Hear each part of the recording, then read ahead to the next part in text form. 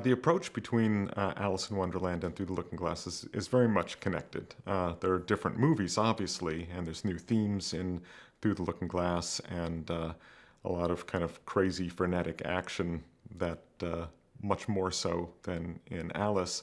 But the sense of it is still the same. I wrote a new theme for time, uh, but I took what was more like a secondary theme from the first movie and turned it into a bigger melody because there was much more opportunity for Alice. Her development is just done very differently. And so I didn't want to incorporate melodically too much new stuff, but there's both a theme for what I called Alice's childhood theme, which we use, I think, 2 or 3 times in the original, and I have a stronger element in here, and more so the Hatter's theme, which is there in the first one, but is never really clearly played in any one moment. And the Hatter's theme becomes a much, much bigger part of Through the Looking Glass because the story revolves so much around the Hatter. Alice's theme is really one of my own favorites of my own work. It's, if I were going to pick a top 3 or top 4 things of just the last 90, 95 films, I don't know how many I've done now, Alice would be up there.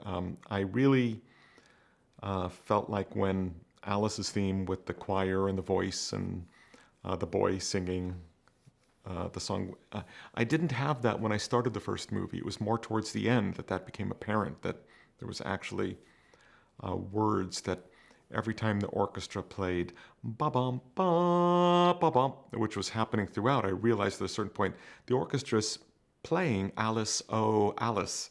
And so finally when I got to get the choir to sing that, it really, I said, oh, I could relax now. That's what I've been trying to hear in my head this whole time.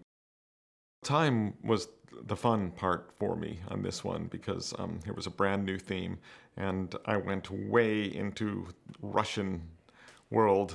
I have no idea why, but Prokofiev just seized me when I saw time, gallivanting around. So he's very much inspired by that. Whenever Alice is on the screen, I'm always using some variation on her theme. Her theme is always present, or at least the two sides of her theme, because there's the heroic side of Alice's theme, and there's the more discovering herself side of her theme. So I'm going between these two melodic ideas constantly.